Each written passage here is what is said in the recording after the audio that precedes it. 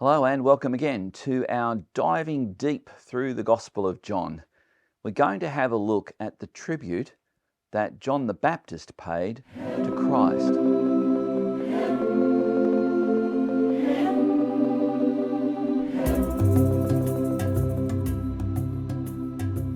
We've seen in John chapter 3 probably one of the most famous chapters in the whole Gospel, where it describes, "For God so loved the world that he gave his only Son, that whoever believes in him will not perish but have everlasting life." And I made the point that this passage, that verse in particular, would have been a part of the Apostle John's narration of the discussion that was happening between Christ and Nicodemus.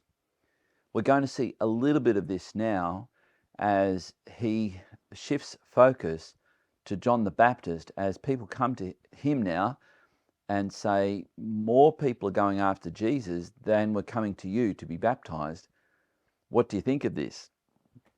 What do you think of this indeed? It's an opportunity for John to be able again to do the work of an evangelist, to be able to preach the gospel that life, eternal life, that is reconciliation with God the Father, is only possible by putting your trust into Jesus. That word trust is probably a more appropriate word than the word believe. Sometimes people think all that's at stake here is that they believe there is a God.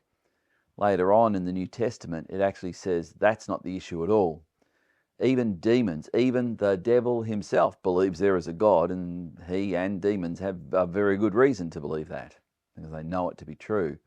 But that doesn't make them right with God.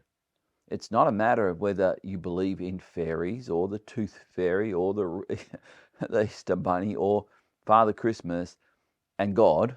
Add that to the list. That's not the kind of belief we're talking about.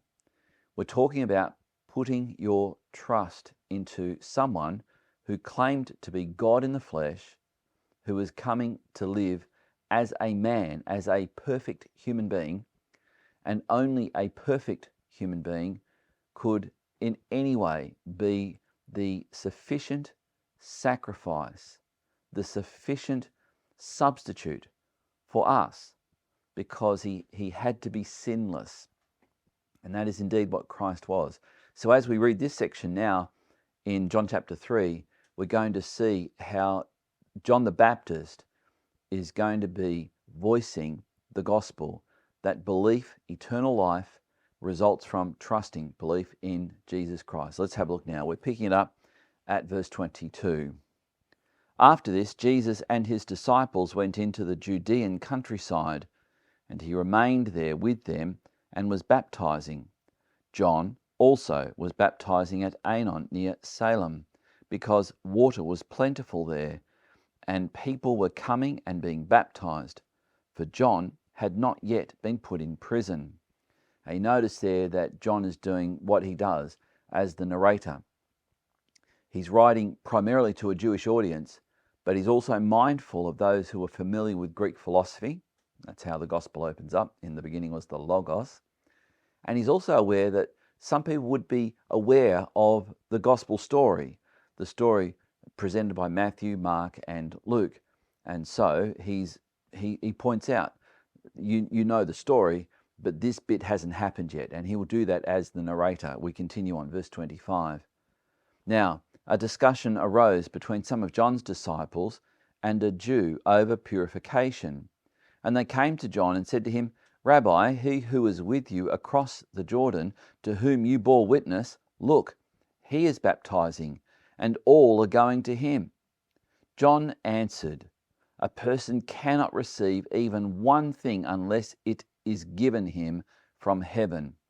Right now, John is using, and he's voicing John the Baptist using the language of Jews, and that is, they were very reluctant to refer directly to God. That in the Hebrew is Yahweh, which is usually rendered into our English Bibles as capitals Lord. And they would rarely do that. They would refer to God as heaven. That was kind of the word that every Jew knew what you were talking about. We're talking about God. So this is This is just a point that you're going to see that is going to be used in this discussion. Verse 28. You yourselves bear me witness that I said, I am not the Christ, but I have been sent before him. The one who has the bride is the bridegroom. The friend of the bridegroom who stands and hears him rejoices greatly at the bridegroom's voice. Therefore this joy of mine is now complete. He must increase, but I must decrease. What a great attitude. We have John the Baptist saying, it's not about me. This was never about me. It was always about him. I rejoice that people are going directly to him because my job is now fulfilled. My role is complete. I was put on this planet to point people to him, to prepare them for his coming. And here he is. My joy is fulfilled now. My mission on earth is now complete, is really what he's saying. He goes on, he who comes from above is above all. He who is of the earth belongs to the earth and speaks in an earthly way. He who comes from heaven is above all.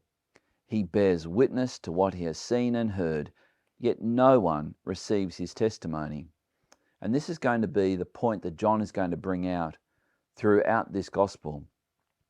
Christ would do absolutely astounding miracles, miracles beyond doubt, miracles beyond any rejection, and yet people still rejected. People still refused to believe. Their hearts were hard, their eyes were blind, their ears were deaf to the truth that Jesus Christ has come as the Saviour of all mankind, not merely to start another religion, but to offer a way for all of mankind, no matter what nationality, no matter what colour their skin, no matter what their heart language is, no matter their level of education, no matter who their parents are, no matter what religion they've been told they should follow. Jesus Christ has come to redeem and save all people. He is the one from God. This is what John the Baptist is saying.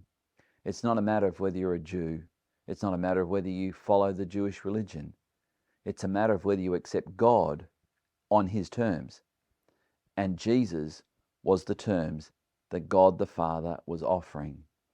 He bears witness to what he has seen and heard, yet no one receives his testimony. Whoever receives his testimony sets his seal to this, that God is true. For he whom God has sent utters the words of God, for he gives the Spirit without measure. The Father loves the Son and has given all things into his hand. Whoever believes in the Son has eternal life. Whoever does not obey the Son shall not see life, but the wrath of God remains on him. We shouldn't be shocked by John the Baptist putting this in such stark terms. I guess we live in an age now where people think that if anyone can be sure, if anyone can be confident in what they believe, that it's almost a form of arrogance. But here John the Baptist is making a logical point, and that the logical point is this, that what is true means that whatever is contradictory to it is false. If it is true that God the Father has provided his Son as the only means by which people can be made right with him, everything else that disagrees with that or attempts to contradict that must be false. If it is true that what Jesus Christ was offering is the only offer on the table from God the Father, and that offer is, accept me as your Saviour, and you can be reconciled to God the Father, the ache in your heart that you feel without even realizing it from being not reconciled with God, that ache manifests as loneliness. It manifests as something missing. It manifests as guilt and shame. It manifests in different ways, and Jesus Christ has paid the price to take that ache away. The ache of loneliness, the ache of feeling disconnected, the ache of feeling something's missing. That ache caused by our estrangement from God the Father. And the word for that estrangement, that separation from a relationship that we were created to have. And many people don't even realize what the problem is in their soul. But here the Bible reveals it. We are estranged from God because we have all accepted a lie. The lie that we are equal to God. And He doesn't have any right to tell us what to do because we're His equal. That's a lie. It has eternal consequences if you do not come to see that as a lie and come to see what the Bible says is true. This is why John the Baptist and John the Apostle can record these words: whoever believes in the Son has eternal life, but whoever does not obey the Son shall not see life, but the wrath of God remains on him. So there we have it. There's the options. There's no third alternative here. It's either accept God's offer or you are shaking your fist at God and the consequences are stark. With that in mind, we can begin to see John the Apostle's heart. If this is true, and he clearly believes it is, then it's absolutely imperative that people turn away from the lie, sin, and turn to God and accept what is true. With that in mind, I want to pray, and I hope that we are somewhat more captivated by who this Jesus is, and I hope that we are more motivated to share that love that He has for all people, that they might accept that the offer that God is offering. So let's pray. Father, I thank You for Your word. I thank You that Your word reveals that You have sent Your Son because You love the world. You love people, and You want people to accept Your offer of forgiveness because Jesus Christ has taken the penalty that we each and everyone deserve, and He's paid the price for us. So now, Lord, for all those who've joined with me in this going deeper into the Gospel of John, I pray that You would bless them, give them greater understanding into Your word. In Jesus' name, amen. If you haven't yet liked this, please give it a like. If you haven't yet subscribed, please subscribe and hit the notification bell, and you'll be notified of when these videos are uploaded.